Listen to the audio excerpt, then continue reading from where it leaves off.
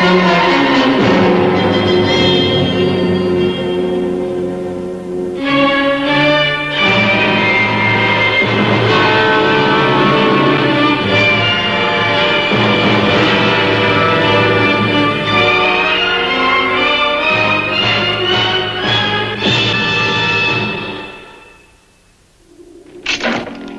name is Mike Nelson. Last month I was called to Florida. My assignment was to test a new type of spear gun. The manufacturer wanted to know how straight it would shoot under different conditions. The job was simple and comparatively safe. But you never know what will happen under the sea. Those spears had extra sharp barbs. I knew they could slice through the toughest shark hide in the ocean. But what I didn't know was that one of those spears would be used against me.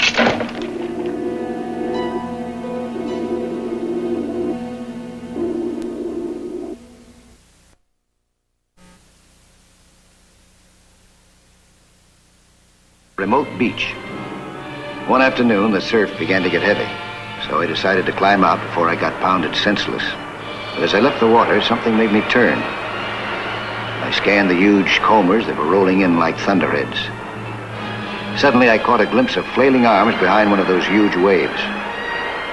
When it broke, I saw a girl. She was caught in the rip current. It was dragging her out to sea. It was a brutal struggle to get through those breakers, but I fought with all my strength. I knew that any second she might be dragged under and swept out to sea by that powerful undertow.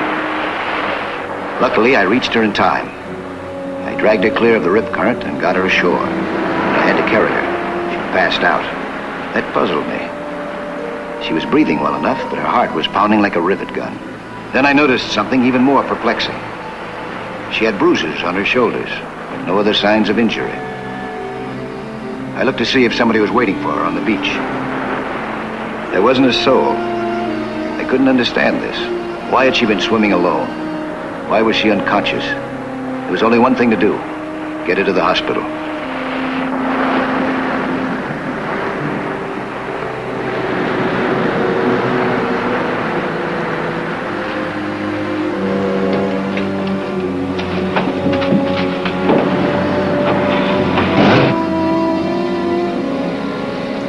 I've been deep sea diving for a good many years. I know what can happen to a person in the ocean. But this girl was a complete mystery. I waited at the hospital till she was revived. I wanted to see what she would say. Just relax. You're all right now. You're in Miami General Hospital. Miami? What's your name, miss? Please tell me your name. Is there anybody I can contact for you? Your parents? Your husband? Anybody at all? Is she unconscious again?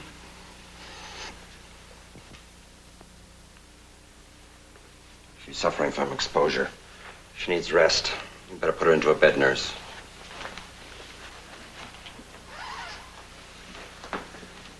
Is she gonna be all right, you think?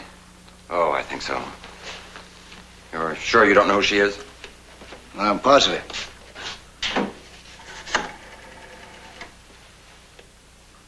Well, this is Dr. Barton. Get me the police. The next day, I was called for questioning, but by the United States Immigration Service instead of the police. It must have been important. I was told to report to the head of the bureau himself. Mr. Nelson, when you rescued this girl yesterday, she was swimming alone? Yes. Yes, she was. And it seemed strange to me, too, that she was in such an isolated spot. Nobody waiting for her. Oh, was there anything else that seemed strange to you? Oh, yes, those bruises on her shoulders. I remember that because, at the time I said to myself, gee, that's funny. Those are the same kind of marks that I've seen on a beginner at skin diving. Skin diving? Yeah, the harness straps of a diving lung. Diving lung? Well, that may be something. Is Castro still in there with you? Yes, he is, Mr. Tucker. Well, send him back in here, will you? You've heard of Duke Castro, haven't you? Who hasn't? You mean the mobster was deported a couple of months ago, don't you? Yeah. We picked him up in downtown Miami yesterday. No. Yes. Oh, he didn't waste any time getting back into the country, did he? No, he didn't. Al Castro, have you decided to tell us how you got back in the country? I'm saving that for my autobiography. When was the last time you were vaccinated? When I was a kid. No, let's take a look at it. What for? No, I want to see if it's any good. It's good. Take off his coat. Now his shirt. What is this? Hey, you want to get that beautiful shirt all mussed up?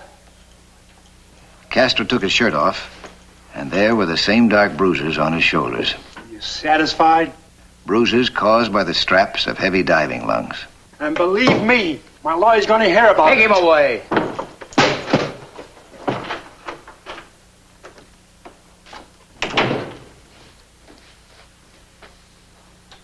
It took us 3 years to deport him. 3 years of bitter battles in the courts. And we no sooner get him out of our hair than he bounces right back, and they're all doing it. You think they're using a diving lung somehow to get in, huh? Well, that does sound like a fantastic idea at that, doesn't it? How far could a person swim with one of those things strapped to their backs? Well, with a 3-tank job, that's the biggest. An expert could do a couple of miles, but a novice like Castor the girl, they'd use up too much air. What'd be their top range? About a half a mile. No, the nearest island is 100 miles away. How about the other illegal entries? Do any of them have bruises on them? Hey, that's an idea. Let me check on that. Hey, Courtney. Yes, Mr. Tucker. Call the morgue. Find out if that body that was washed ashore at Key Largo had any bruise marks on the shoulders. While Tucker waited for the answer, he sent me to the detention facility to see the girl. We figured that because she was indebted to me for saving a life, she might give me some helpful information. But before I could ask any questions, she did some asking of her own for a very special favor. The officials said that if a responsible person will vouch for me, they will release me until my hearing next week. Oh? Yes, on bond. It can be arranged for $50.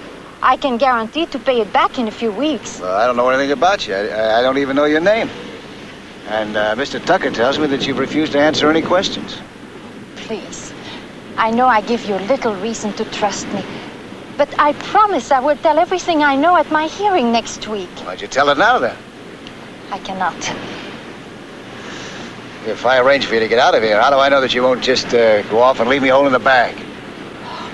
You have saved my life. I wouldn't do anything like that to you. Oh, please, please, Mr. Nelson. Help me.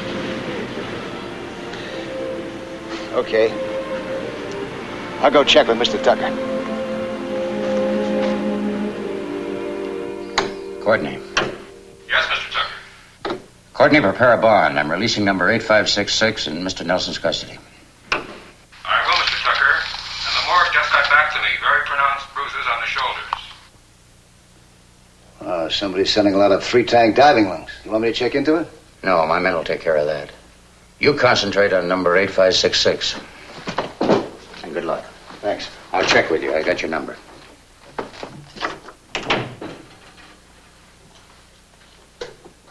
Courtney, send in Bill right away.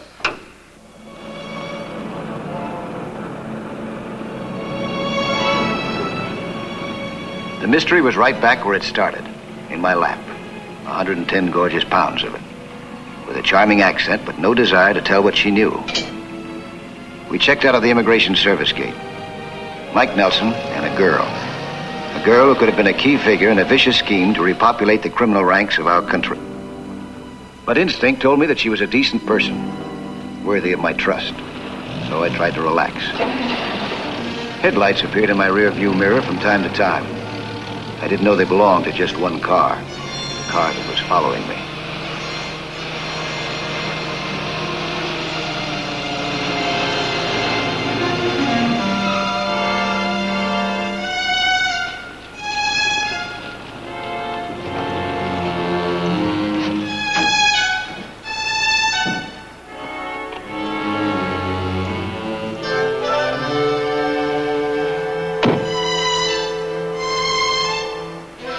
I took the girl to a motel overlooking the sea.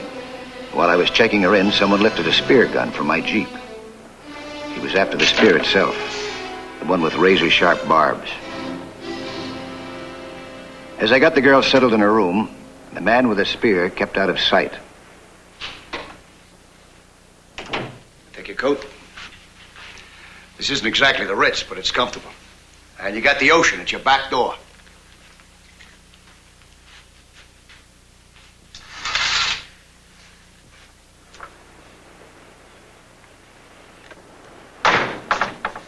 Take a look at this.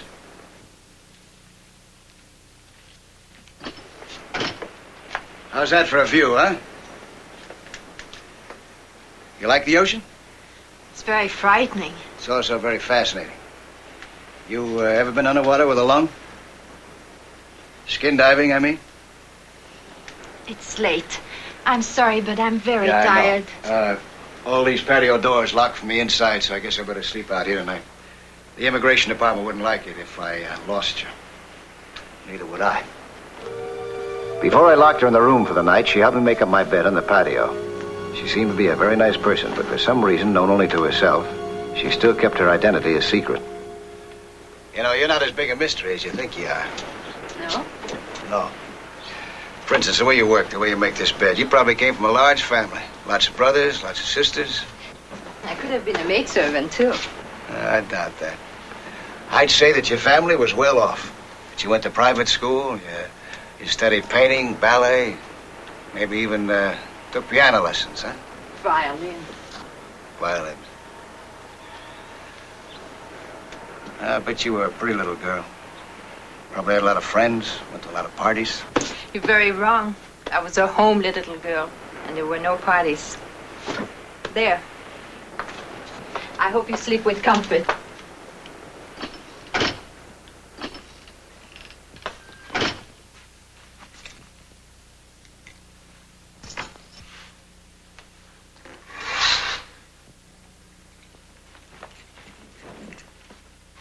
I'm sorry I have to do this. Night.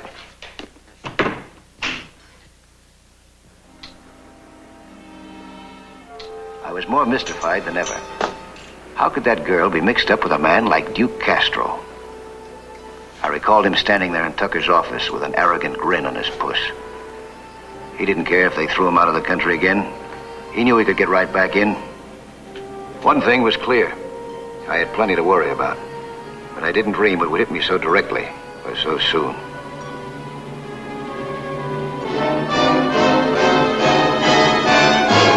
I'll take that key.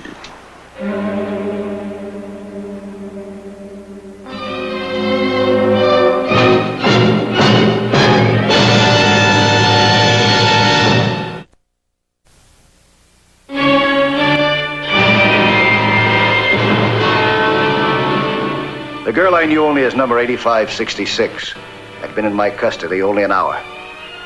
But she was no longer my prisoner. I was hers. When did you get in? Yesterday. How did you know where to find me?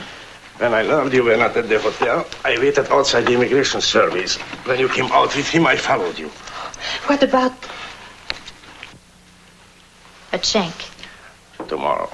I hope everything will be all right. So do I. Sorry we have to do this, Mr. Nelson. I owe him a great deal. He saved my life. Make no noise, I will not harm you. I regret that this may make you uncomfortable, but it is the only safe way. Take my advice. Go to Mr. Tucker and tell him what he wants to know. I guarantee that he'll give you every possible break that he can. We cannot answer questions. You realize what you're doing? Do you know who else is getting into this country the way you did? Who? Racketeers, drug peddlers, professional killers. And they're coming back as fast as they were deported. How do you know? I met one of them, Duke Castro. America's #1 gangster. You want to leave the door wide open for people like that? My sister and I do not, of course, wish to give any assistance to such people. All right, call Mr. Tucker on the phone. No. Not till tomorrow night. Why not now? Can't we tell him? I suppose it would do no harm. The one who will come in tomorrow is our brother. Your brother? Leopold. That is why I refused to tell even the slightest detail. I was afraid the officials would stop him from making the trip. Leo is only 15. He's just a baby. You do him an injustice. Don't let he share out the fighting. What fighting? Against the tanks in Budapest. Budapest? Yes, he fought. But still, if he were to be stranded where he is now, he would be so helpless, so frightened. That is why we must keep you like that. We can afford to take no chances. So they were freedom fighters from Hungary. The girl's connection with Duke Castro was strictly accidental. I could fall asleep without fear of having my throat cut. We all fell asleep, praying that a 15-year-old boy would make his dangerous journey safely the next day. But as that day arrived, we were due for a bitter shock.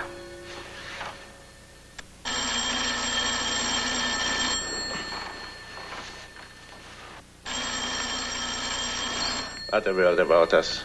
You understand?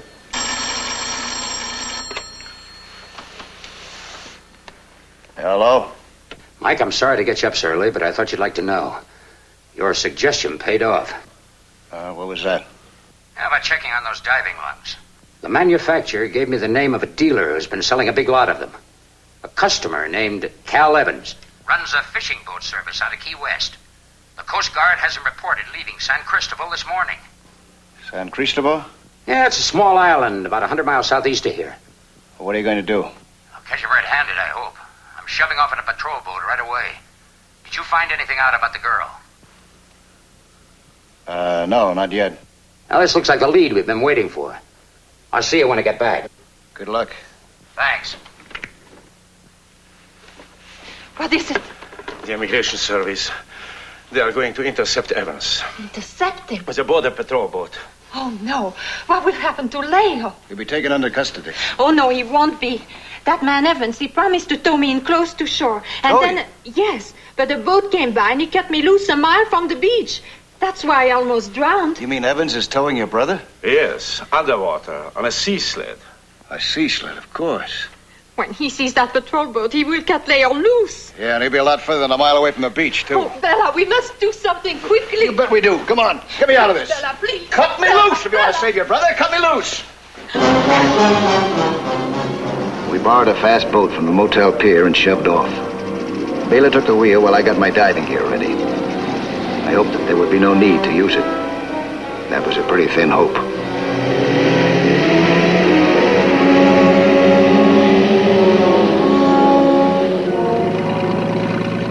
"10 miles from us, a fishing boat cruised at the speed of 7 knots per hour. The boat had fine equipment above and the most unusual equipment below. A sea sled with one passenger. He was strapped on tightly. Otherwise, the heavy drag of the water against his body would have pulled him off in half an hour. It was a long, lonely ordeal for this 15-year-old boy.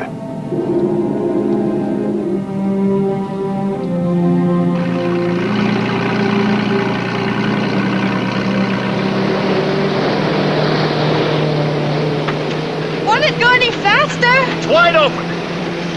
About that man Evans. How much did he charge you? $2,500.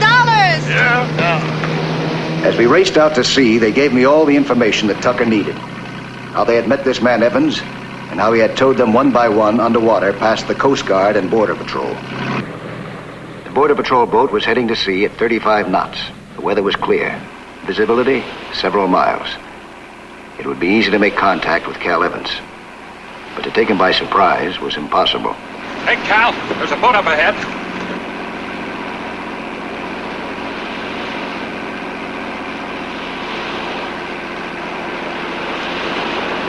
Doesn't look like the Coast Guard. No, it's a border patrol, and they're giving us a signal to stop. You're not going to do that again, are you? What do you think?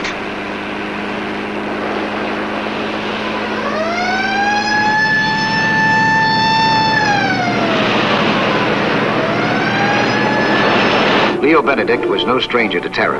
He had faced the tanks in Budapest. That had been in the sunshine and air with friends at his side. Here he was alone, sinking further and further into the pressure, the darkness, the cold. What was in his heart at this moment must have been beyond imagination. As he settled to the bottom, the Border Patrol ordered Evans to heave to.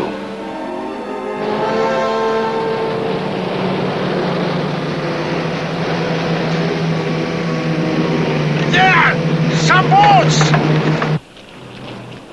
I could see Tucker pulling alongside Evans. But the sea beyond was empty. No sign of Leopold. No sign of a rescue pack or marker buoy.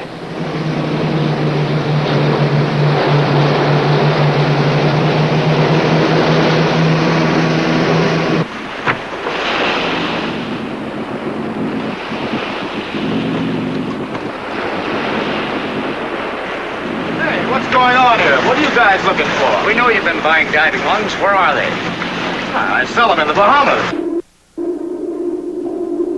Our speedboat tore across the sea, chewing up the remaining distance. I got ready to hit the water.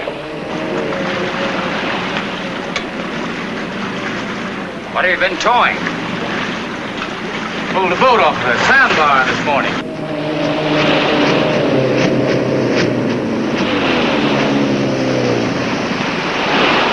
What'd you find? Nothing but this.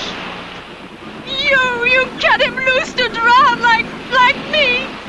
Oh, Leo. You inhuman duckhead! What are we gonna do? How far back did you cut him loose? Evans kept silent. He had no compunctions about destroying the evidence against him, even when it was a human being. I had no other choice but to go down and take a look. Leo could have been anywhere, 100 yards away or 5 miles. The water was clear, but too deep for me to see the bottom. I looked for expanding air bubbles. I knew there would be some rising from Leo's diving lung, if he was down there. The bottom was over 100 feet down. If Leo was at that depth, there was a new danger. If he got free of the sled, if he raced for the surface as fast as he could go, the bends would hit him like a pile driver. Or worse, air embolism would rupture his lungs. Either could kill him. Only a decompression chamber could save him. The nearest one was too far away to do any good.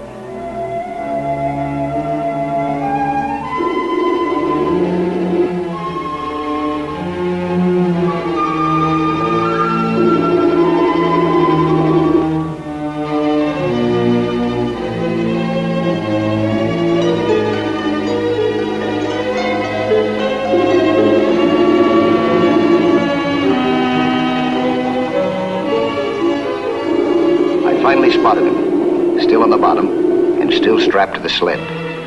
As I dove down, I saw why he was trapped. Panic had seized him. He was unable to untie the straps.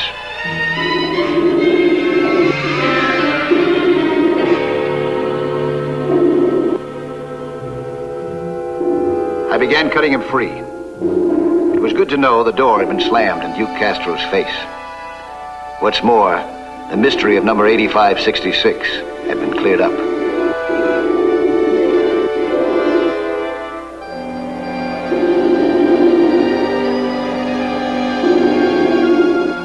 I held Leo firmly in check now. We rose slowly, at the prescribed rate, decompressing as we went. Above, there would be a happy reunion with his brother and sister. Perhaps there might even be what all three longed for most, a safe home in a free country. Oh, it was my pleasure. I'm glad I could help. Hey, wait a minute. Not so fast. Here's the $50 you put up for Lily Benedict's bond. Lily Benedict. That's a pretty name, huh? What do you think's going to happen at the hearing? They won't be deported, will they? Back to Hungary? No. We're strict around here, but we're not inhuman. I imagine they'll be paroled to one of the church organizations until we can find some way to settle their case. Well, that's fair enough. Meantime, you'll be keeping him here in the detention facility, huh? You want to see her? Well, I was going to ask if I could take her out to dinner. Sure. But I'll have to have that bomb back. Rules are rules. It's worth it.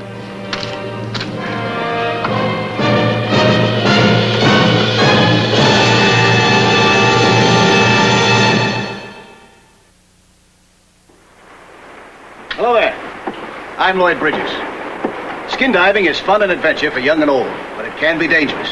So know the sport well and don't take any chances. Be with you next week for another exciting sea hunt.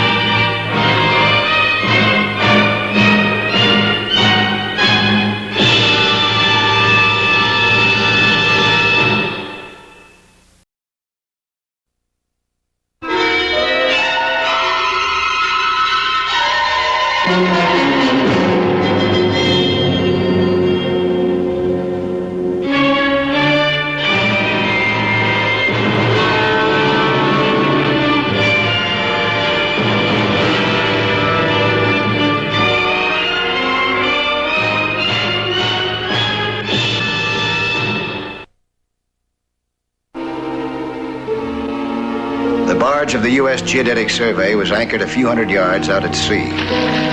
On the shore, watching, was a girl whom I was to know later as Kay Dalton. Beneath the surface, a group of skin divers under the supervision of my friend Jerry Kearns was busy at work. Using new methods made possible by lightweight diving apparatus, they were engaged in charting rocks and reefs and in photographing rock formations. The divers' work involved setting up some rather complex equipment. It also covered a good deal of territory in the ocean floor off the coastline.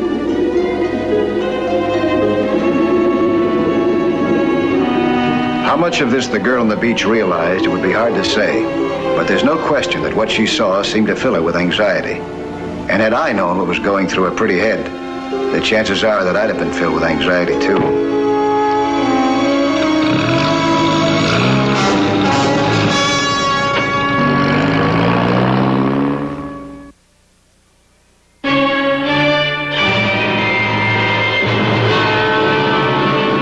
I had just completed a research assignment for Marineland and decided to take it easy for the day when a doorbell interrupted my plan.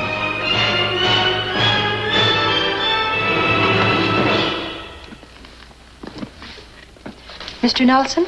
Yeah? I'd like to take some lessons in deep sea diving. You would, huh? Well, won't you come in? What are you planning to do? Go hunt for a buried treasure or something? Do I look like I'm out of my mind? Oh, as a matter of fact, you look kind of nice. Won't you sit down? Nice enough to teach? Well, I don't ordinarily give lessons. Well, I'm not the ordinary pupil. Yeah, I can see that. Care for a cigarette? Thanks. Listen, why don't you go to one of these schools around here? You get off a lot cheaper. I tried one of them. It wasn't any good. Wasn't, huh? Why not? I need private instruction. Look, have you got anything better to do for the next few days? Better? No. More important, yeah. Is this important? You'll get more when I can dive to 150 feet. Well, why so deep? Just a goal I set for myself. How'd you happen to pick me out? They say you're the best. I like to do things right. What's your name? Kay Dalton. Well, diving is no cinch, Kay. You gotta be a good swimmer to start with, are you? Yes, I am.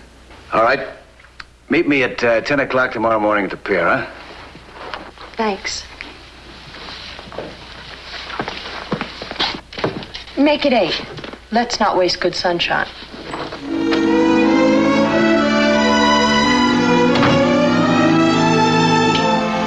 The next morning, Kay's lessons began on schedule. Ready?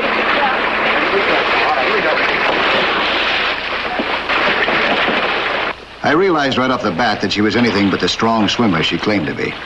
but she had plenty of determination. What's first? All right. The snorkel. Now, put it in your mouth now, the way I showed you. Inside there. All the way in. Now, you just duck your face and get used to breathing through it, huh? And while you're on it, take a look at that beautiful scenery down there. Come on, get out. To most novices, that first look into the garden beneath the waves is a big thrill, and I'd picked a spot where the underwater landscape was sensational. But the beauty of the kelp bed and the colorful fish life didn't excite her. When I accidentally touched her, I felt her body tremble. She was afraid of the sea. She told me she was a strong swimmer. She wasn't. And what was her game? I didn't know.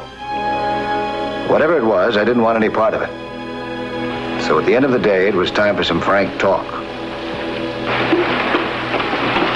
You're wasting your money, Kay. You'll never be a diver. Be patient with me. I'll improve. No, I don't see how. You can't swim well enough to start with. And you get all frozen up down there. You get scared. You're scared of the water. It's only my first day. I'm trying to be honest. You just haven't got what it takes. For diving, that is. Hi, Mike. Hi, Jerry. What do you say? How's it going? Great. I'll be at Vestry Point in a month. How about taking me out with you one of these days, huh? Sure. You name it.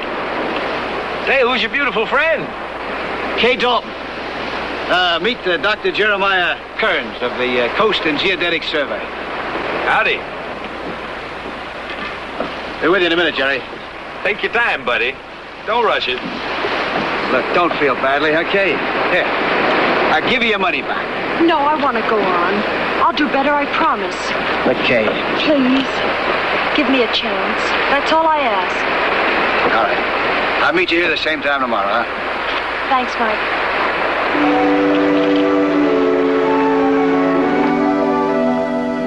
The lessons went on. Kay was still plenty scared, but something drove her on. With the determination of a polio victim learning to walk, she began to make progress.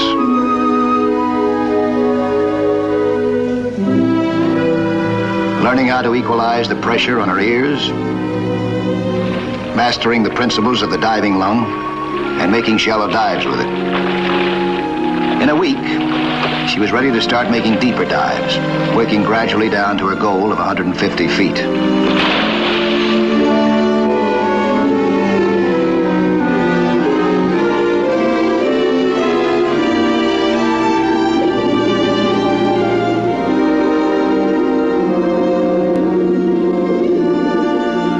Kay made a game attempt to face the facts of life under 60 feet of seawater.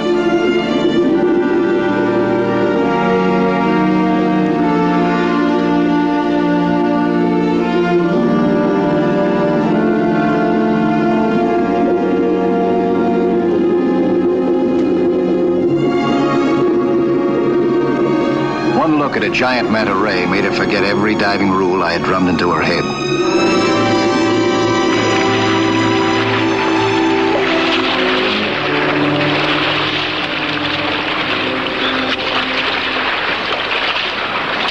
Don't ever do that again. I'm sorry. Whenever you're breathing compressed air, never ascend faster than the bubbles you exhale. I know it, but when I saw that big... What's the matter?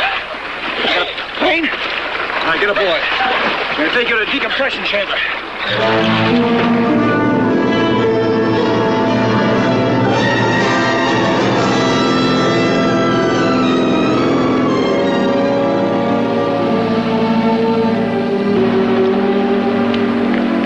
Wait. The pain is gone. Are you sure? Take a deep breath.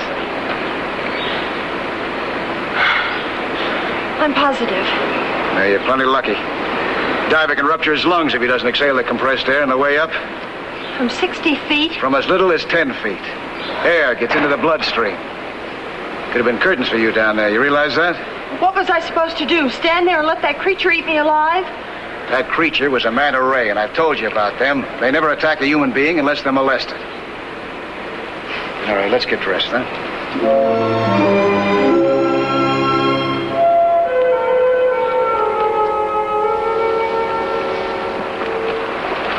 You still feel okay? Hey, don't you want to quit? No, I don't want to be responsible for you killing yourself. you won't be. Okay, why don't you level with me? Why is it so important for you to become a diver? Can you keep a secret? What do you think? Well, I'm an archaeologist. Oh, I know I don't look like it, but I am. 2 weeks ago, I found this on one of the beaches up the coast.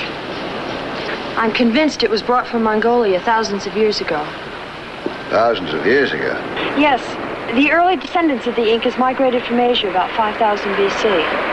They dropped this on the beach, huh? Yeah. I believe one of their boats was wrecked off Estuary Point, trying to make a landing.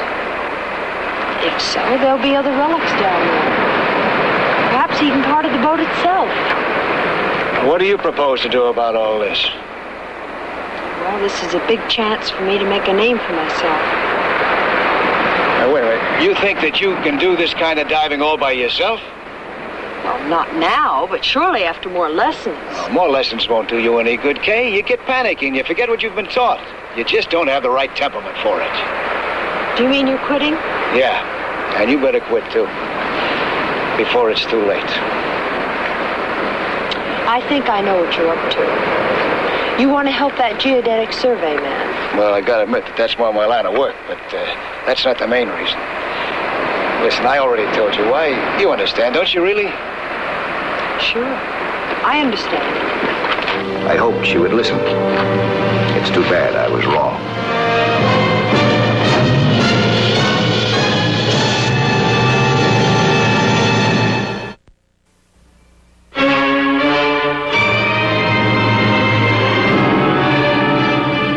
The Kinder Sporting Goods store specializes in equipment for expert divers. Kay wasn't an expert, nor a diver.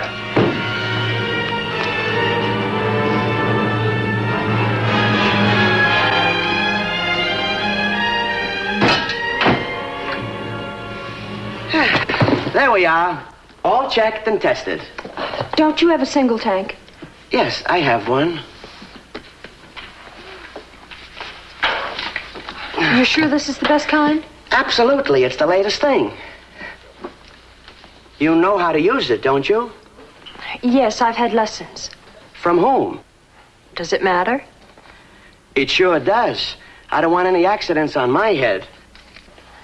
Well, you won't have to worry about me. My teacher is Mike Nelson. Mike? You're mighty lucky. He's the best there is around here. Say, maybe you'd like one of these new masks. Has the mouthpiece built right in. Mike was the one who tested them for the factory.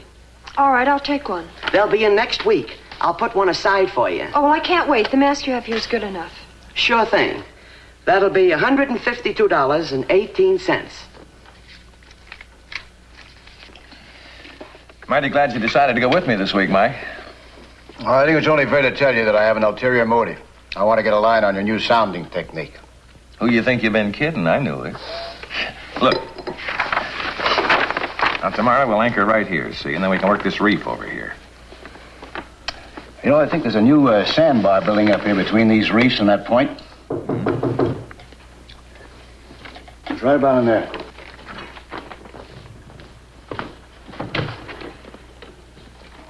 Mr. Nelson? Yeah? I'm Pete Zwicky, International Marine Insurance. Okay. Won't you come in, Mr. Zwicky?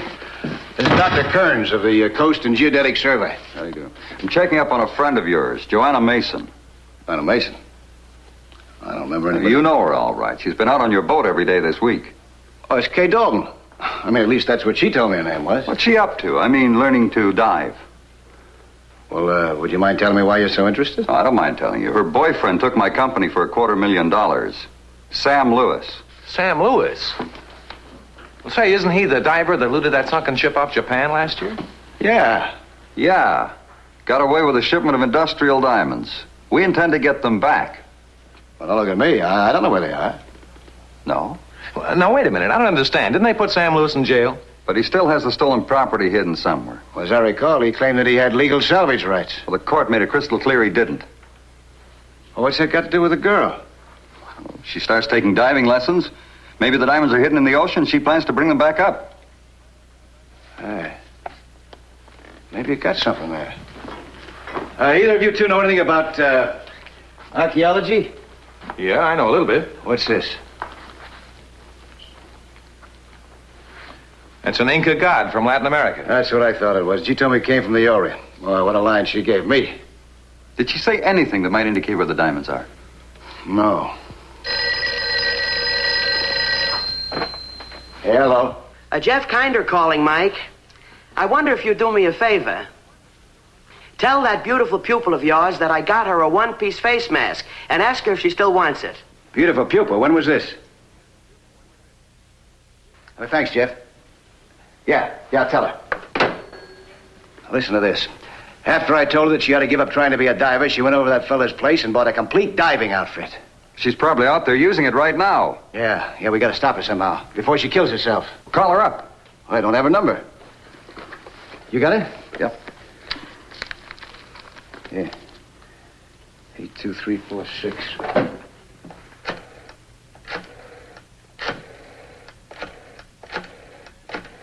Hello, is Kay there? Who? I mean, Joanna. Oh, no, she's not here. Well, where is she, do you know? No, I don't. Who's this? This is Mike Nelson. I've been giving her some instruction on skin diving. Who's this, please? Well, this is her sister. I'm sorry, I don't know where she went. She was gone before I got up. It's her sister.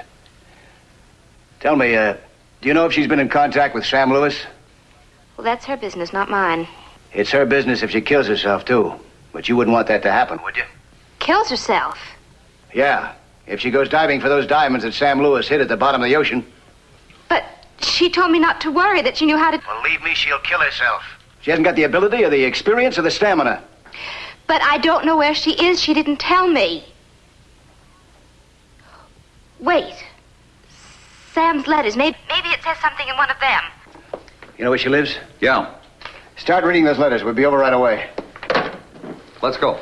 I'm sorry, Jerry. See you later, huh? So you won't be alone.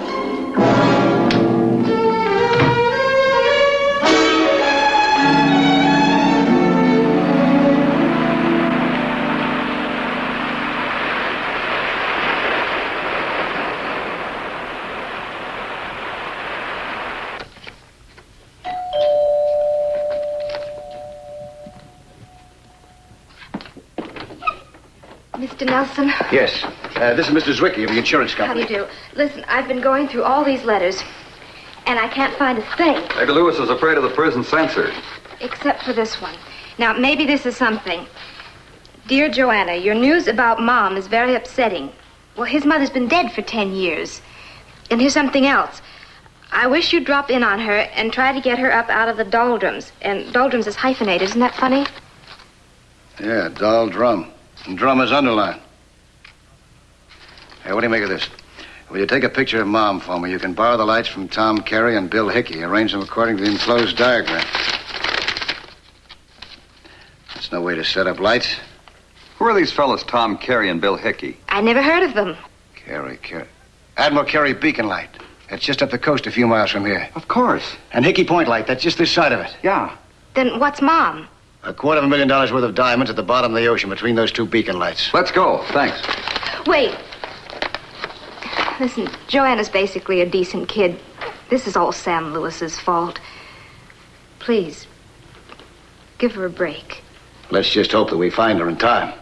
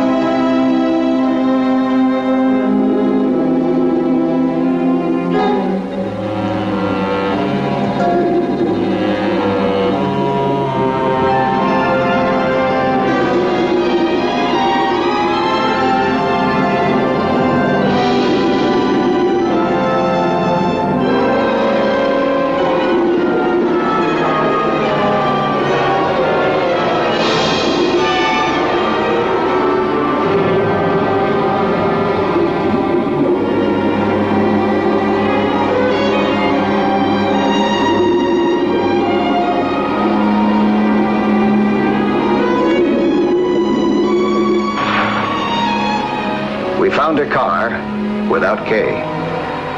It was obvious that she had tried the 150-foot dive. The rocks were rough, and so was the ocean.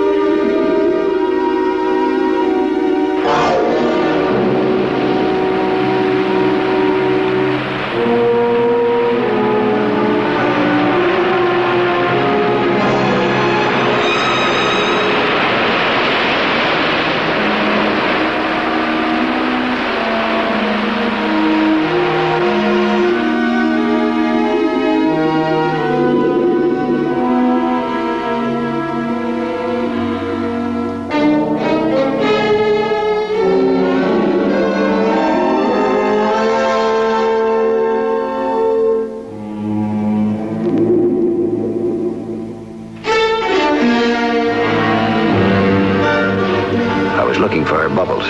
I couldn't see any.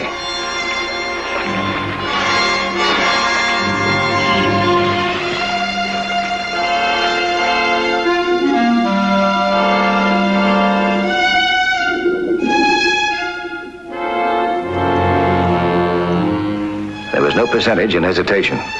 I started for the bottom and began to look for her, but the ocean is a pretty big place.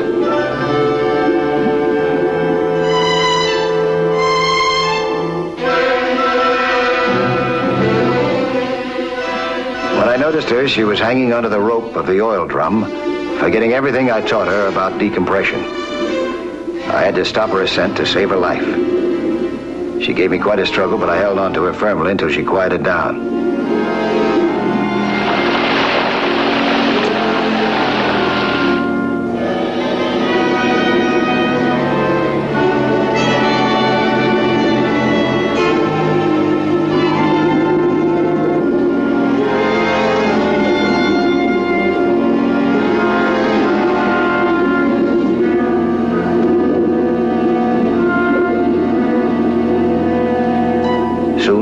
For the ascent.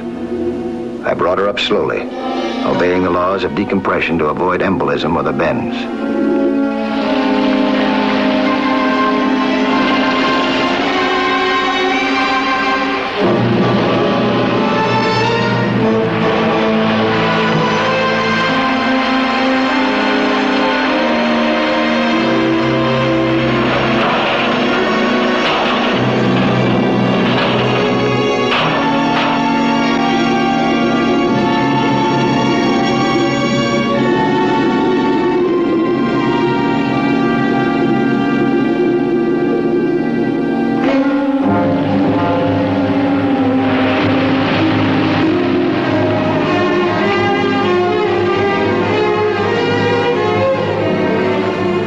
She was both panicky and exhausted when we reached the surface.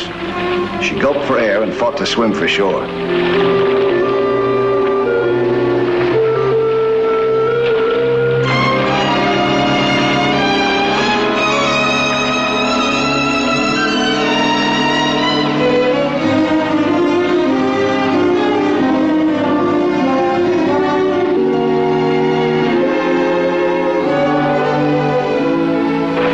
Over the rocks. There was no color in her face.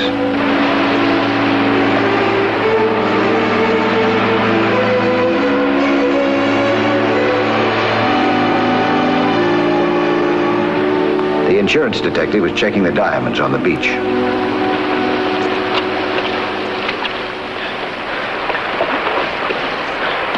Oh, leave me alone. If I'd have left you alone, you'd be dead. That oil drum would have taken you up to the top so fast that you'd have exploded your lungs. All right, sit down. Sit down. Take some deep breaths. Deep. And exhale fully. They're all here. I don't understand. how a gal like you, with your intelligence and your looks, can get mixed up with a guy like Sam Lewis. What are you going to do with me? You think you've learned something from all this?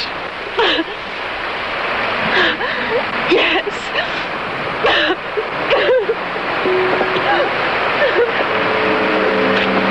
Can we let her go? Yeah, I think so. Come on, take you home. Maybe now your sister can pound some sense into your head. Thanks, Mike.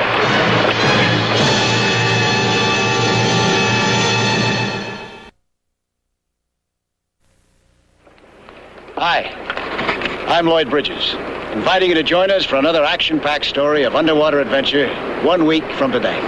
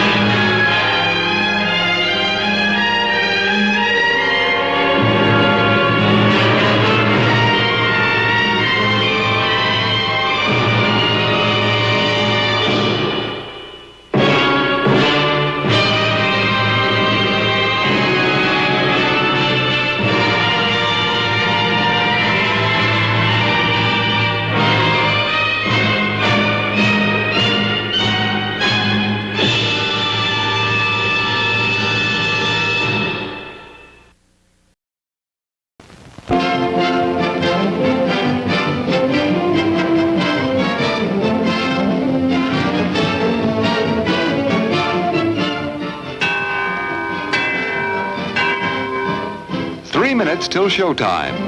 Why not add to your enjoyment with a delicious confection and drink at our attractive refreshment stand?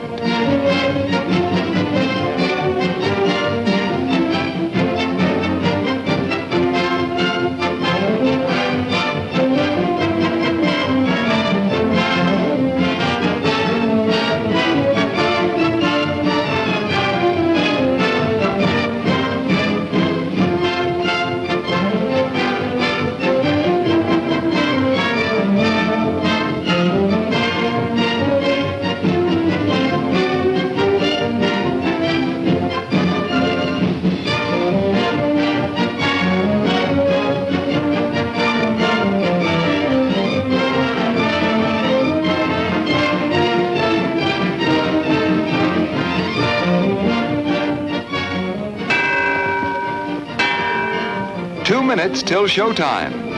Tempt your taste with the wide variety of mouth-watering snacks available at popular prices at our refreshment stand.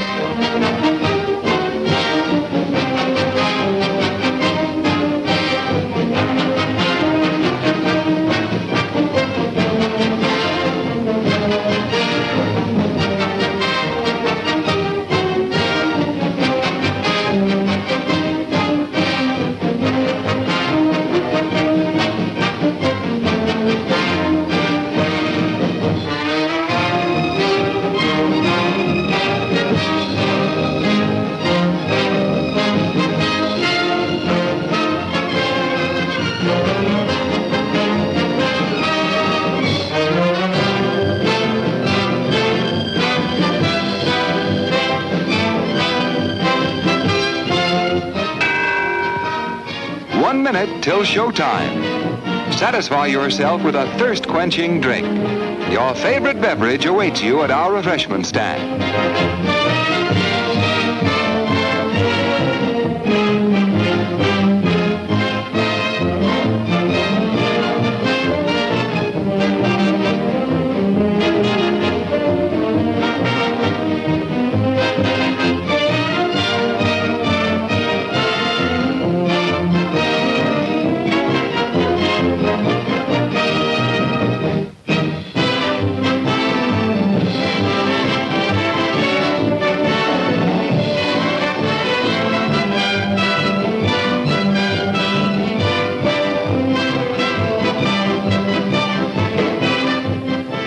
The show is about to start, folks, but the refreshment stand will remain open for your pleasure.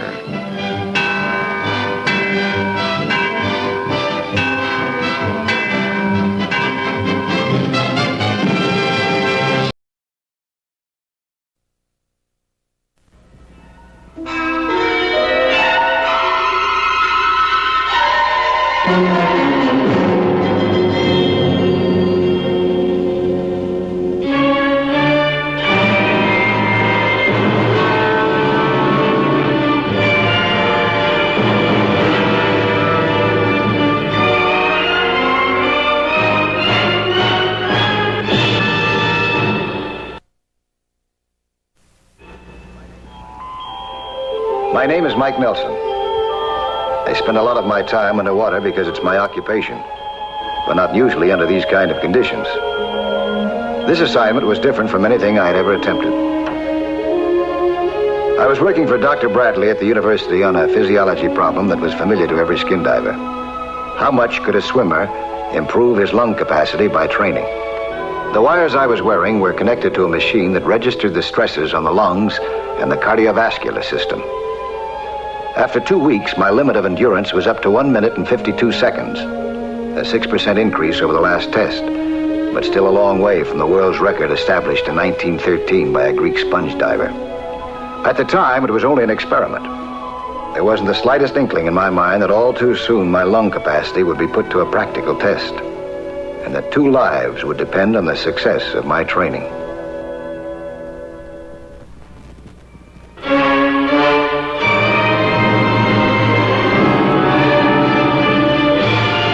It was a few minutes later that a surprise phone call triggered the whole incident into being. You're doing just fine, Mike. Notice right here. Less stress than the last time, and you were under 6 seconds longer. Dr. Bradley. Yeah, he's right here. It's for you, Mike. Oh, I don't see how they do it, those Polynesian and Japanese pearl divers.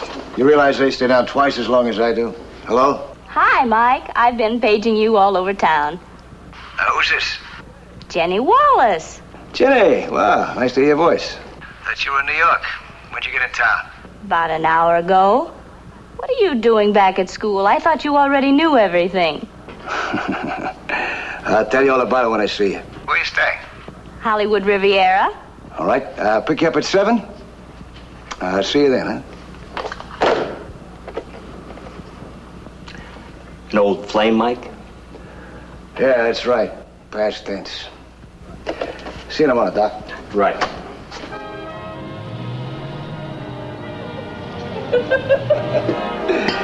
Now, let me see now. The last thing I heard about you was that you were going to get married to some big millionaire. Well, I don't know. I forgot his name. What happened? I changed my mind. I guess I compared him to you. With or without his money, he came off a very bad second. Don't give me that. You know about all my faults. Namely, tightening up and swimming away from any kind of romance that looks as if it might become serious. Like you're doing right now. What are you doing out here again in sunny California, huh? Skin diving, only I found a way to make it pay. You know how popular skin diving's become.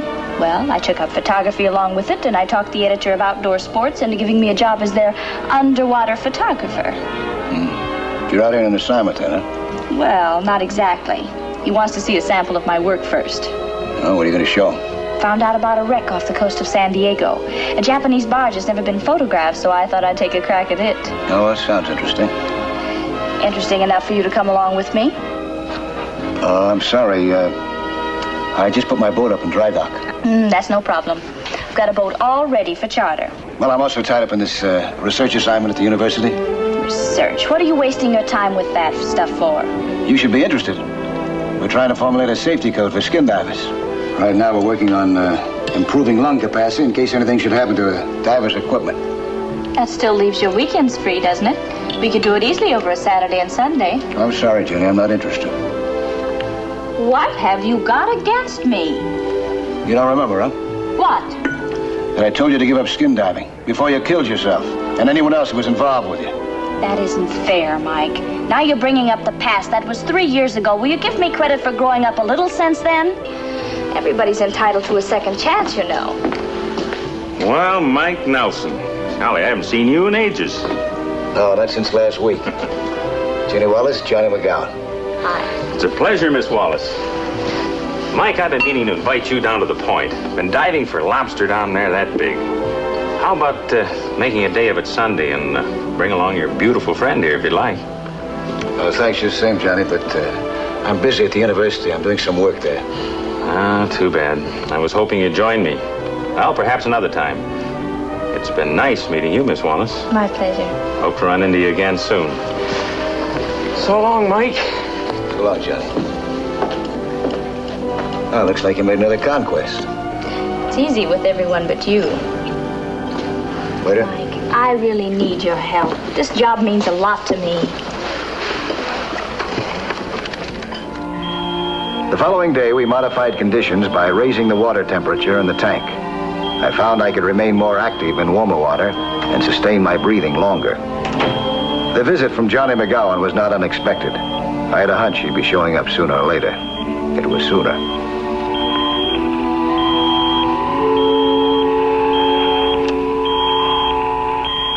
Hey, Mike, what's this all about? Boy, you wired for sound? No, it's an endurance experiment. How long, Doc? 2 minutes and 6 seconds. That's quite a jump, Mike. 2 minutes and 6 seconds without equipment? Boy, that's terrific. No, it's really only fair. What brings you here, Johnny? Oh, just thought I'd drop around, say hello, see what you're up to. Yeah? Okay, Mike. Your friend, Miss Wallace. Is she a skin diver? Oh, she's done a little. You think she'd like to go diving for lobsters with me? Oh, how do I know? Would you mind? I got no strings attached to it. Well, where would I find her? Hollywood Riviera Hotel. Thanks, old buddy. I'll do the same for you sometime. I was at home reading up on some scientific data when the doorbell rang.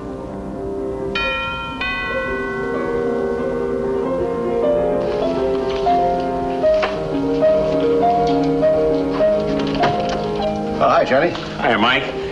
Sorry to bother you. I was wondering if you could help me out with something. What's your problem? Sit down. Well, you know that helium-nitrogen mixture you used the last time I was out with you? Yeah? I thought I'd like to give it a try. How deep do you plan to dive? Well, I don't know. I just thought I'd like to have it along in case. I'm going down to San Diego with Jenny over the weekend. There's a wreck we're going to photograph. Oh, you're not ready for that, Johnny. Oh, look, I've been out with some expert divers lately, Mike. They say I handle myself real well. Sure, you do. But you just took up skin diving about 6 months ago. I can take care of myself. Don't worry. You need a diving buddy that you can trust, and it's not Jenny, believe me. Oh, why isn't it? Some people are just not cut out to be skin divers, that's all. I started to teach Jenny skin diving about 3 years ago, and... I know, Mike. She told me all about that. Did she tell you about the last time? The time that she and I and a kid named Bob Engel went out, exploring underwater caves off the New England coast? No. I gave explicit directions before we dove. We had a whole set of underwater signals. And when we got down there, my regulator wasn't working properly, so I signaled I was going to go up and fix it. But they were to stay put, and I'd be right back. Well, Ginny decided she'd go deeper. Bob tried to stop her, but she wouldn't pay any attention to him. See, he figured that she shouldn't go off alone, so he followed her, down into a depth that he'd never been before. He got panicky and came up too fast. Well, that was the worst attack of bends that I've ever seen. Just luck we happen to have a decompression chamber aboard ship. You didn't have to follow her. That's not the point. We were to work together, not take any chances. She told me you'd be jealous because she turned you down. She turned me down? Oh, you know she did, Mike. Look, I don't want any favors. I'll rent your equipment. Well, I'm sorry, it's not available. Okay. I'll get it someplace else.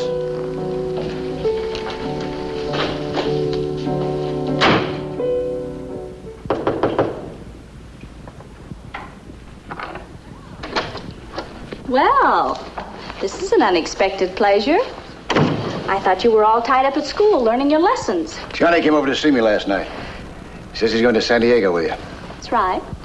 He's not Mike Nelson, but I need somebody. You know if he can handle this kind of a job? He says he can. But you don't really know if he can or not. He's aware of the problems involved, and he's not afraid. It isn't a question of being afraid. It's a question of experience, and he hasn't got any. And he's not going to get any help from you. Now, what makes you so sure of that? He's willing to trust me. Bob Engel trusted you, too. That was my fault. That was an accident. It was no accident. I was there, remember? Let go of me. Go on, get out of here. Ginny, I'm thinking of you as well as of him. The two of you just wouldn't make a team. Well, why don't you give this all up, huh, before it's too late? I'm not going to. And if you're so worried about your friend, why don't you take over for him? When are you going to leave? Tomorrow morning. You got a boat? All set, waiting in San Diego. Is there a compressor aboard? A brand new one. Mike, you don't have to worry about anything this time. Honest, I'll do anything you say. Please? Well, Mike, what do you say? Do I call Johnny and tell him to forget all about it? On one condition. If after working with you I still feel it's not safe for you to be a skin diver, you'll give it up. It's a deal.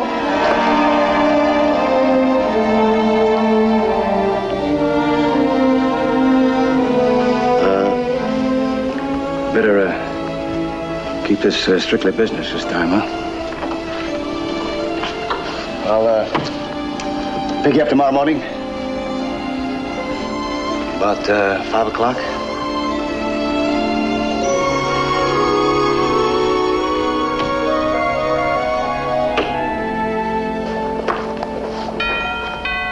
Yeah, come on in. Door's unlocked. Come on in. I just wanted to say thanks for the double cross. I'm sorry, Johnny. Yeah, you're sorry. Nobody gets ahead of Mike Nelson, do they? Not in skin diving with girls or anything else. I said I was sorry, and I admit I did double-cross you. But it was for your own good, believe it or not. Yeah, well, you still double-cross me. If that's all you got to say, you said it. Now, I'm sorry. I got a lot of work to do, and I've got to get up early in the morning. Oh, there's one more thing, Mike. Yeah?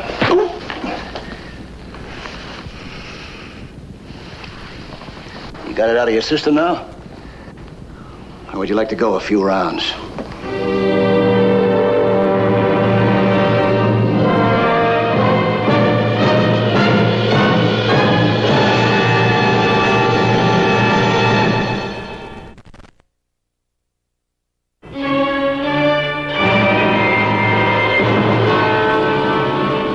The chartered boat was waiting for us when we arrived at San Diego. For a moment, my misgivings faded away at the prospect of a pleasant weekend. Oh, excuse me, Captain Mariani. This is Mike Nelson. Tanto gusto, senor. Igualmente. This is where we're going. How long do you think it'll take? We make it easy in 3 hours, senorita. You sure this is the spot where that barge is? That's what I was told. Why? I done a lot of diving in that area. I never saw any signs of a wreck. If it's not there, I've just thrown away $50. Best thing for us to do is to go out there and see. Let's check a couple of things first, huh, Captain? Did you get a weather report? The weather will be calm and clear all weekend. That's good. Oh, another thing, we both have 2 tanks apiece. As soon as one of them's empty, see that it's filled immediately from the compressor, so it'll be ready for use. Comprende? Yo comprendo. I will take care of everything. Good. It sure is great to be working with you again, Mike. Like old times. If we get the kind of pictures I expect, there'll be a lot of publicity in it for you. I bet we can get a contract from the magazine to team up for more assignments. So let's get these pictures first, shall we? Here, test your air. Aye, aye, sir. Senorita, very soon we'll reach a spot. Good. I'll go below and change, sir. Amigo, according to the chart, this is the place. Okay, Captain. All set, Mike. Where do you think you're going with that? My camera? Why, I'm going to take pictures. Still the eager beaver, huh? Always in a rush. But, Mike, I'm paying for this boat by the hour. I'd like to save a little money if I can. Let's find out if that barge is down there first. Plenty of time later to take pictures. Okay, Mike. Whatever you say. Now, you got any questions about these instructions I gave you? No. You will follow them this time, won't you? Yes, Mike, I will. Well, you better. Come on.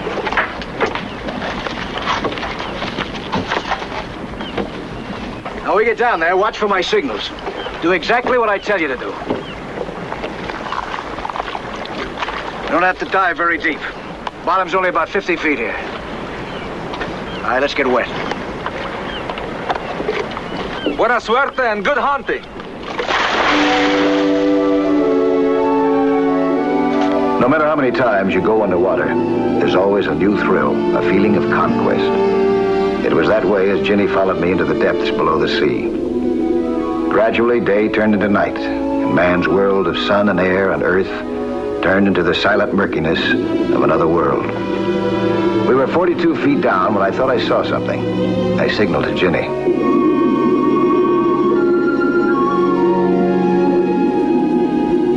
We swam forward, but there was nothing there. I thought I'd seen the silhouette of a hull, but it had only been a school of fish. We tried a different spot. Several times we thought we saw the barge, but it proved to be a mirage. The undersea currents can conjure up momentary images of things that are not there, just like the rays of the sun do on land. We kept swimming around until our air started to run low. And then we saw it. Ginny wanted to take a closer look at it, but there wasn't time. We only had about 5 minutes of air left in our tanks. Even though we weren't very deep, that was the margin needed for a safe ascent. I signaled to her that we were going up. Ginny followed me up. So far, everything was going perfectly. You found it? Yep. Can I take my camera down now? Nope, not yet. I want to check the inside of that barge first before you start taking any pictures. I want to make sure that it's safe. We had time to do that while we were down there. We only had a few minutes of air left. Don't take any chances. Can I get that through your pretty little head? We got the whole weekend. Hey, now when we get down there, you wait. Let me check that barge before you move in. Okay, let's go. Be sure you fill those tanks with air. I take care of it, senor.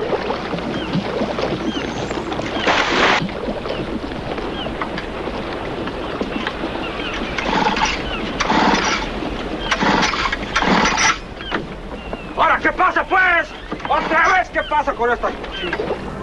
If I had known what was happening aboard the ship, things might have been different, but maybe not. Normally, we had enough air for the exploratory descent, and then enough to spare to return above for the pictures. We went straight down to the barge. I signaled to Ginny to wait for me until I surveyed the wreck.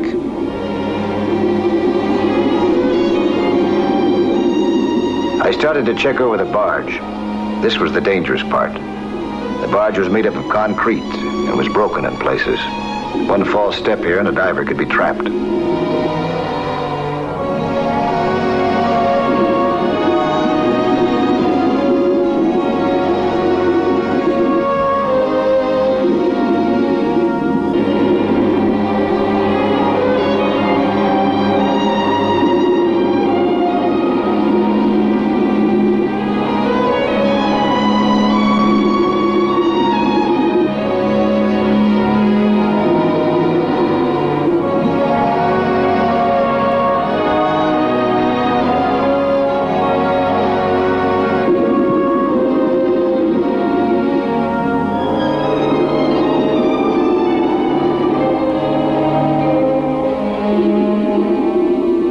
I turned to caution Ginny, but she wasn't behind me. I had a sudden hunch that she'd only reverted to form, and in the excitement of discovery, I decided to do a little exploring on her own.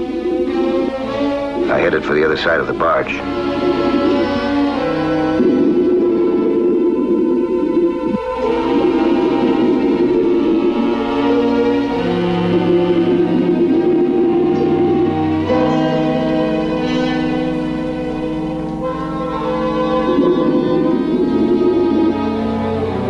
There she was, caught in the reinforcement steel rods of the broken concrete of the hull.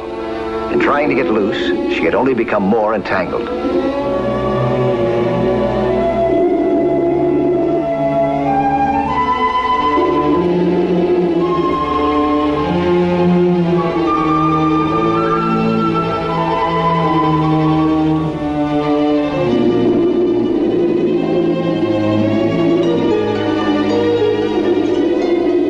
I signaled her to remain still.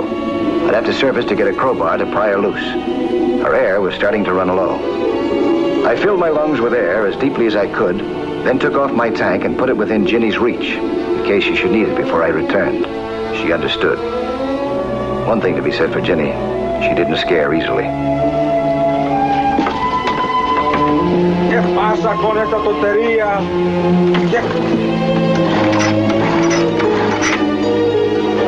Computer mechanics.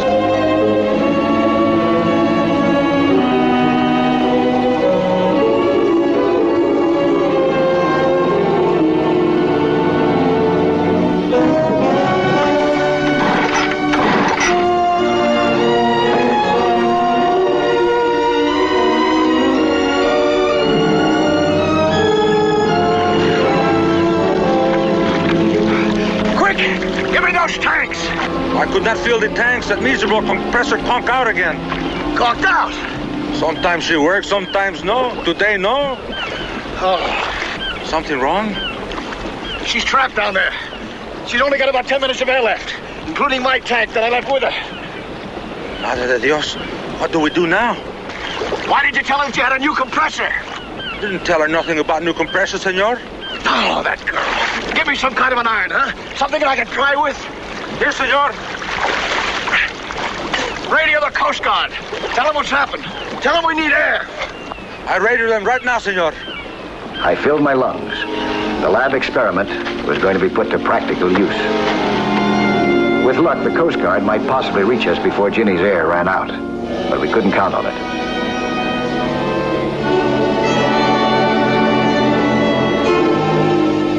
My endurance had been up to 2 minutes and 6 seconds, but that was in the lab, in warm water. This water was icy cold. I tried to keep a mental note of the seconds ticking off, but even before I reached Ginny, I felt that my lungs were going to explode.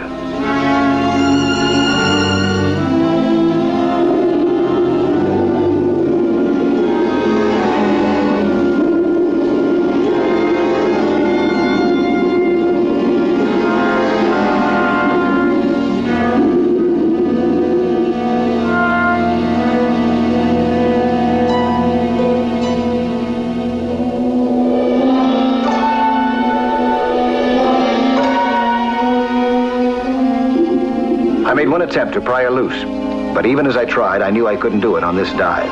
My arms felt like lead. I couldn't hold my breath any longer. I signaled that I'd be back.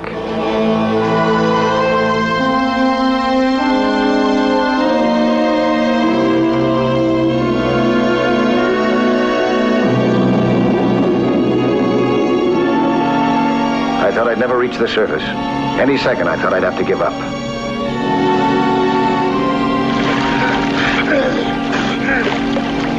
What about the Coast Guard? They will be here in less than 30 minutes, senor. She's only got 3 minutes of air left.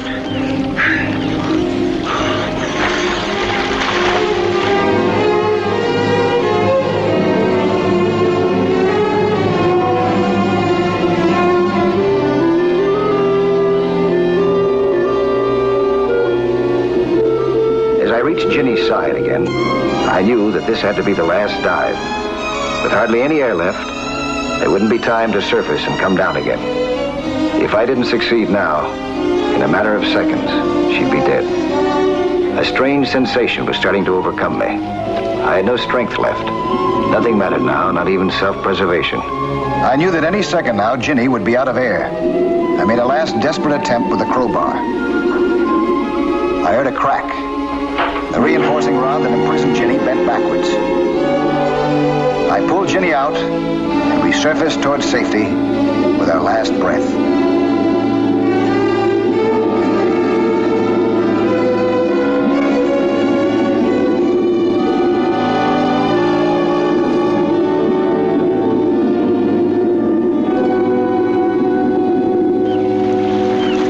There they are.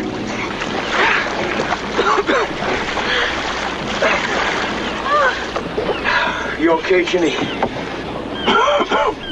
You don't have to say it, Mike.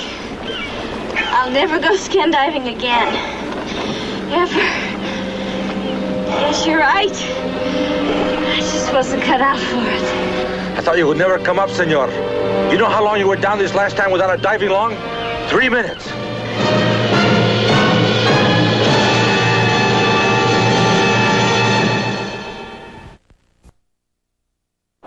Hello there. I'm Lloyd Bridges. Skin diving is fun and adventure for young and old, but it can be dangerous. So know the sport well and don't take any chances. Be with you next week for another exciting sea hunt.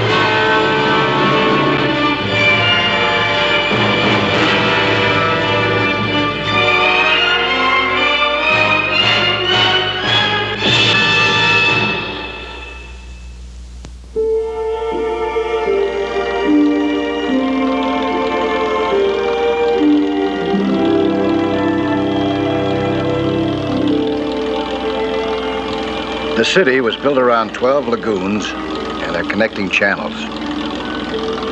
Boats were used for transportation as much as cars, since the people had built their houses at the waterside.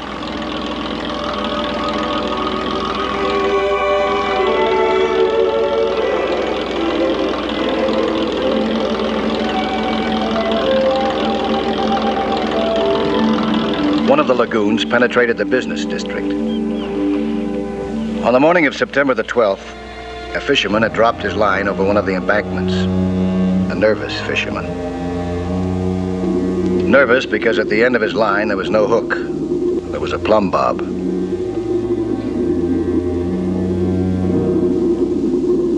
The two scuba divers measured precisely from the plumb bob.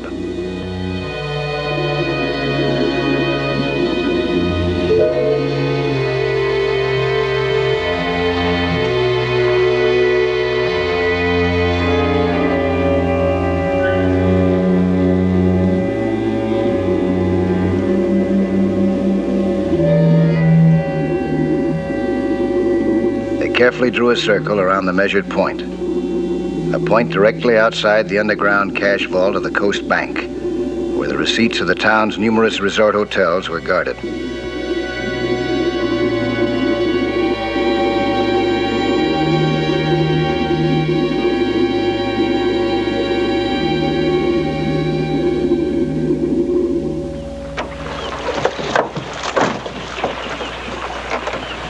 How'd you make out? Give me the drawing, I'll show you.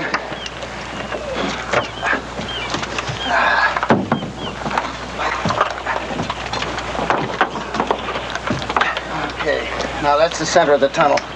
I marked it with a peg. There's where we'll go in. Yeah? We can get Nelson to show you how to blast through to it. He will. Are we old Navy frogman buddies, huh? Ewo, Saipan, Tarawa.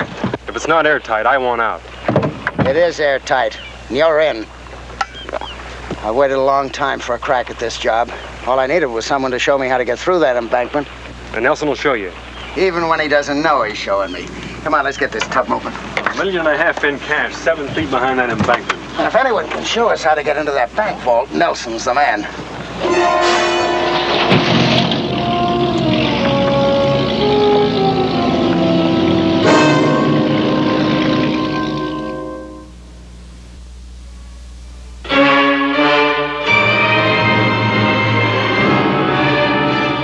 the middle of the next morning, I'd just come up for a rest period after an hour's dive. I was laying out a cable route for a local phone company. Hey, Mike! Mike Nelson! Ben Murdoch. Right. Well, what do you know? How are you, Mike? How's the old fight going, huh? Oh, it's not bad. What about you? What are you doing in the Navy? Well, I'm looking for you. Looking for me? Yeah. I read in the paper you're in town, working for the phone company. Well, Mike, I kind of got myself in a little bind, and actually that's what I came to talk to you about. Thought you might be able to help me out. Oh, what's your problem? Well, ever since I've been out of the Navy, I've been in the same business as you. I got myself in a little bind here. I took a contract to punch through a seawall 10 feet under the surface and down Costa Rica off San Jose. Oh, it just looks routine. Drill and a little gelatin. Oh, well, maybe routine for you, Mike. Remember, hydraulic pressure and shaped charges weren't my strong point. All right, you want to come with me? Take off my tanks, we'll talk about it. Oh, it's great, Mike. That's my old buddy. Hey, wait a minute. Let me give you a hand. I'll be glad to lay out the procedure for you. You want to get together tomorrow morning, Super? Well, Mike, I think I got a better idea. Now, you got a work permit, and I haven't. Why don't you get us 10 pounds of dynamite, and you can demonstrate the procedure? Oh, your seawall is down in Costa Rica. Oh, I'm ahead of you on that. I already found an old seawall north of town, built very much like this one. Maybe you could show me on it, huh? Yeah, I suppose so. Well, I took the liberty of making out a permit for 10 pounds of dynamite. That ought to be enough, huh? Yeah, sure. 10 pounds. That's plenty for a demonstration. Yeah.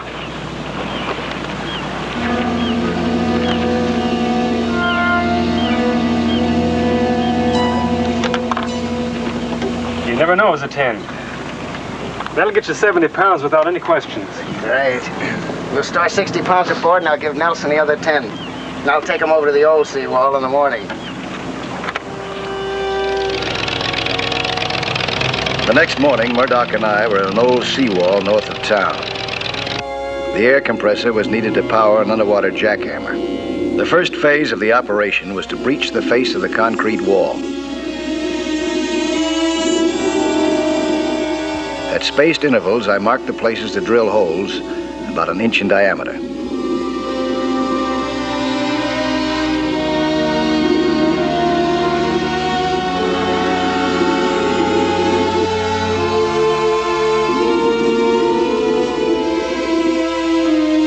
With the help of the jackhammer, making the hole should be quick work.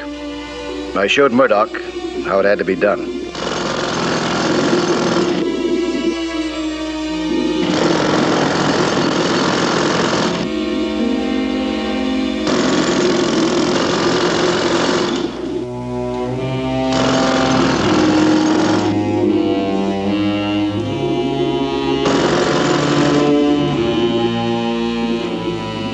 After drilling a few sample holes, I turned the jackhammer over to Murdoch to see whether he could handle it. He'd been paying very close attention. He had the idea.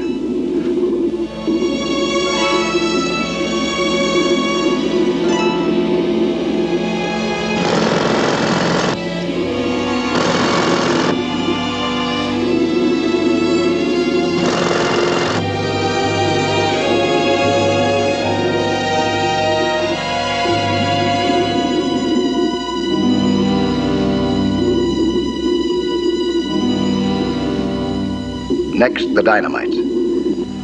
The short sticks were already wired and capped.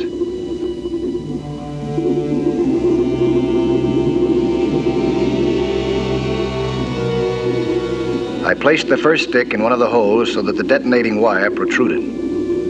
Each stick had to be sealed in and tamped over with clay.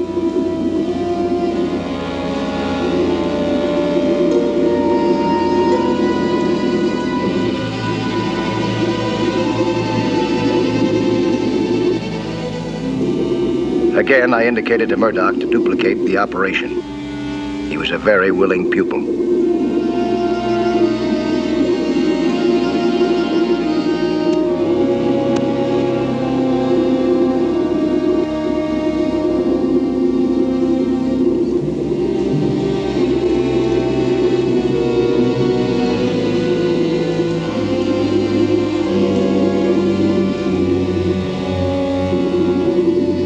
Now all that remained was to splice the wires into one cable and lead them up into the embankment where we had a battery detonator.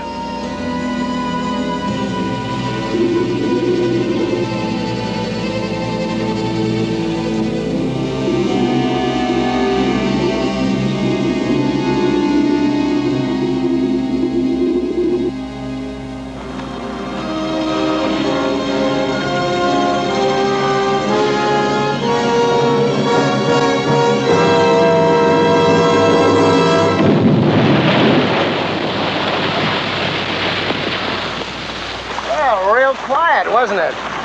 Yeah, it worked all right. I gotta get back to my job. Suppose we get together day after tomorrow about this same time, huh? And we'll go through the next phase. Yeah, well, what's that? Pulling through that loose dirt on this side of the wall and shoring up. Okay, Mike, anything you say. See you then. Murdoch lost no time in getting back to the seawall at the coast bank.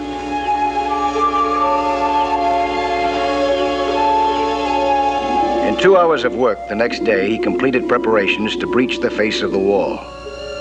The dynamite charges were wired and ready to explode.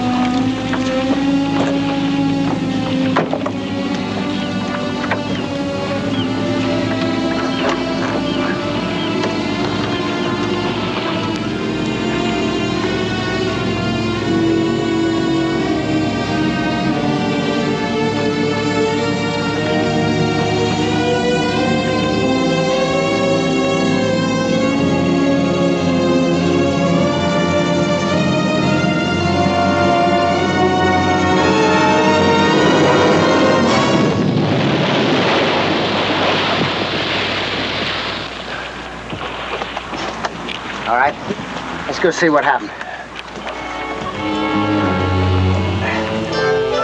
Murdoch had been a star student. The concrete wall was perfectly blasted, exposing the soft earth of the embankment itself.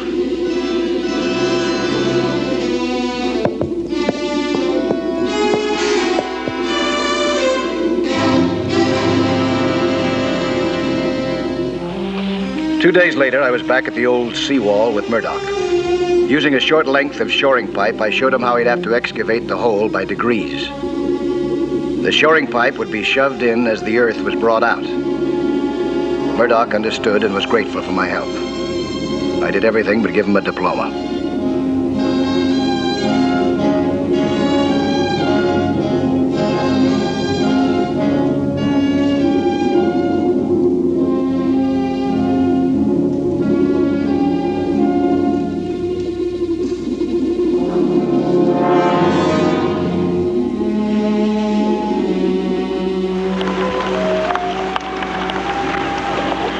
The only difference in your job will be that you'll have to tunnel further and use a longer drill. I can't think enough, Mike. When I get paid, there'll be a little bonus. Ah, forget that. Just see that you do a good job in Costa Rica. On the following Friday, I'd half completed my work for the phone company.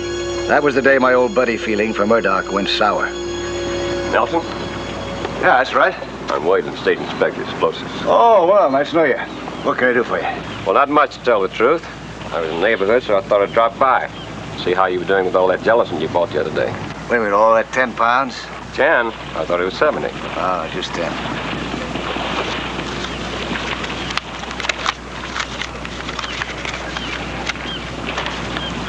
Says 70 here. Well, I just signed for 10. I'm very careful about these things. Well, you bought the gelatin.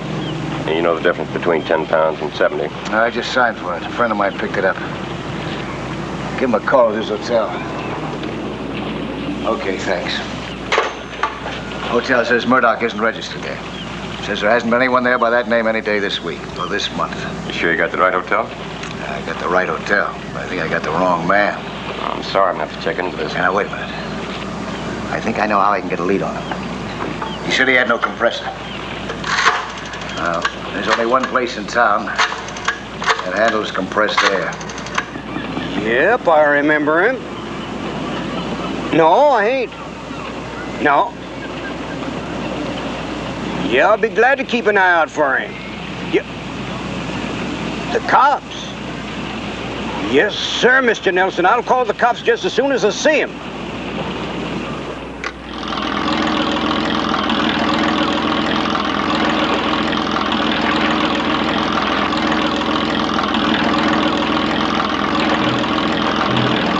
Murdoch needed no more help from me. He was towing a length of shoring pipe toward the seawall alongside the coast bank. It would reach from open water through the embankment to the wall of the bank vault itself.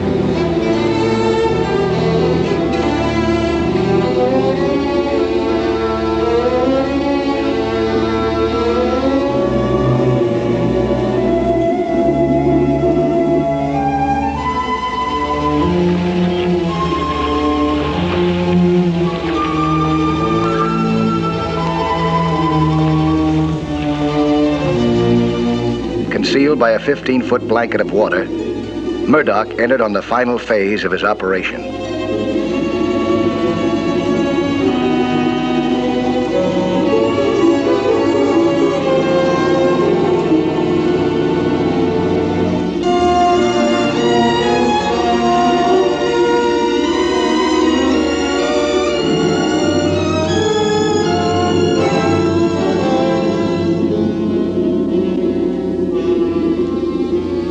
The same day, when I surfaced for a breather from my own work, I found a police officer waiting for me. I got a make on your friend Murdoch.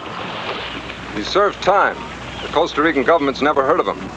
Fine friend, huh? Yeah, fine friend. He got 60 pounds of dynamite out of him. How about that? Headquarters to 356. 356, bye. On missing dynamite, John Harkins, 148th Street on South Lagoon, has information for you. Proceeding to Harkins Dock, 10-4.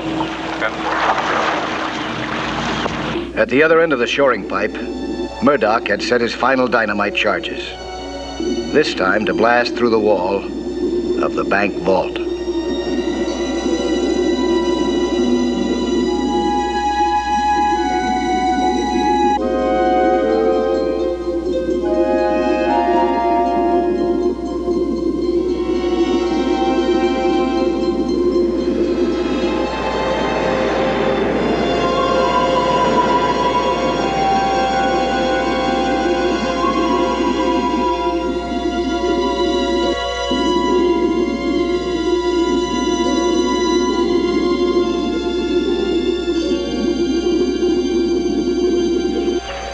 The traffic on the lagoon was light. It was the start of a quiet weekend for all except the coast bank.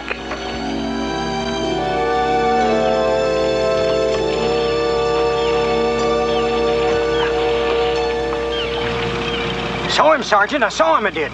Expected him in a car, but they come up in a boat. Murdoch? Who? Are you sure it was Murdoch? Murdoch? No, the tall, skinny fellow with a tattoo on his arm. They recharged 4 tanks, they did. Can you describe the boat? Well, I sure can. It was a 36-footer sports fisherman, and it had an open cockpit, and it was painted white. Thanks a lot, mister.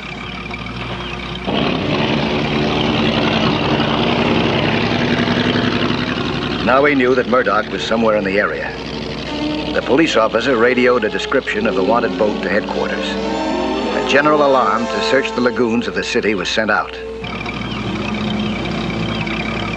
It's nice of the bank people to give the help Saturday off. You sure there's not going to be any noise? Oh, it wasn't last time you were here. Anyhow, if there should be a hell of a balloon, all we have to do is drop this stuff over the side and let it float away. Hey, shall we play bank night? Murdoch chose a moment when no other boats were near.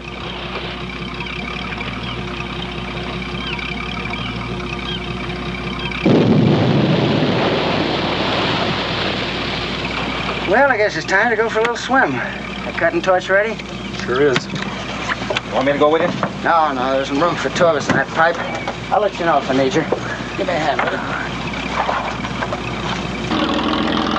it. Jefferson Lake searched, and now heading out of North Channel into Bonneview Lagoon, over. Murdoch had one more obstacle to overcome, but he was prepared to deal with it with a cutting torch.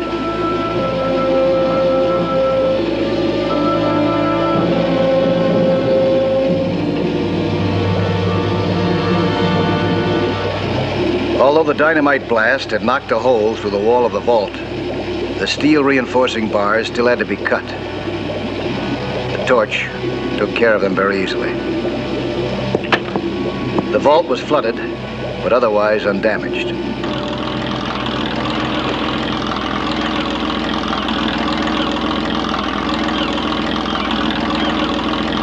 Take a look at that one.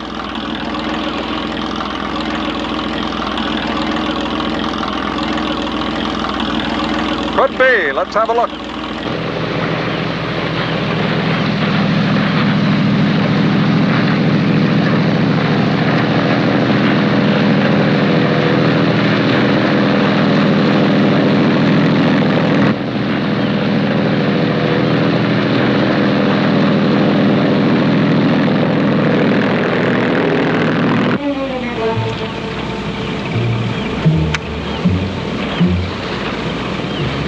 Look what's coming. Get rid of the batteries.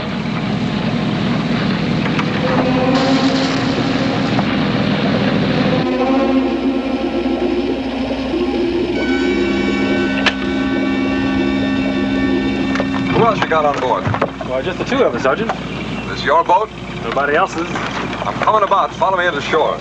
My pleasure, Sergeant. What's it all about? Just follow me. Hold it. What's the matter? You see that embankment? Well, what about it? I got an idea. I don't know what you're talking about, Mike. Hey, they're getting out of here. I'm going. So am I.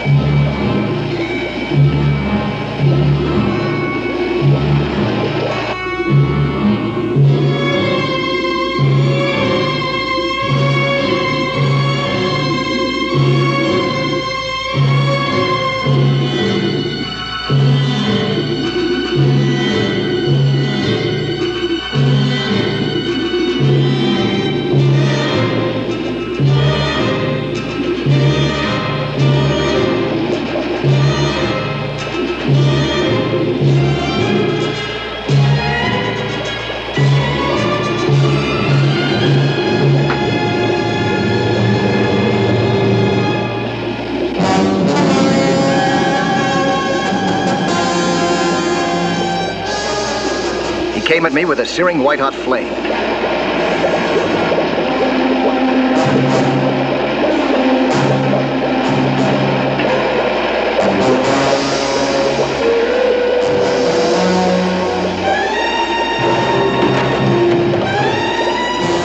I disarmed the torch by pinching off the gas mixture that fed the flame.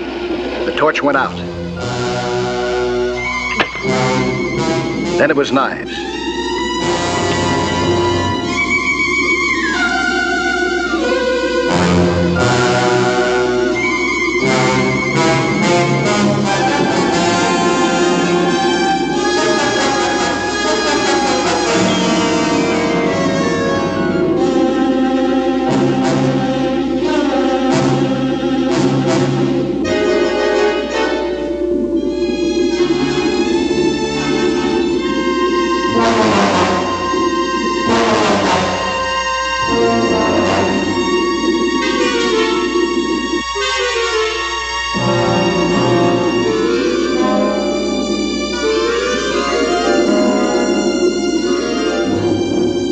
Finally, I got a stranglehold on Murdoch. With his air cut off, he gave up. Okay, down below. Let's go.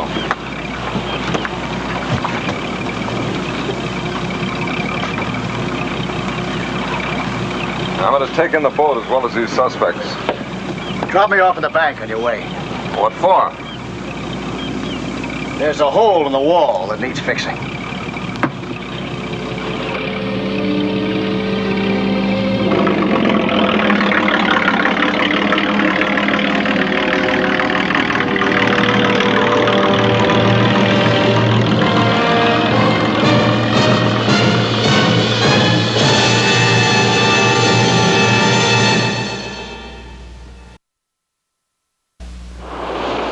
Hello there.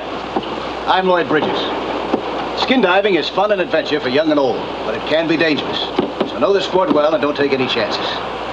Be with you next week for another exciting sea hunt.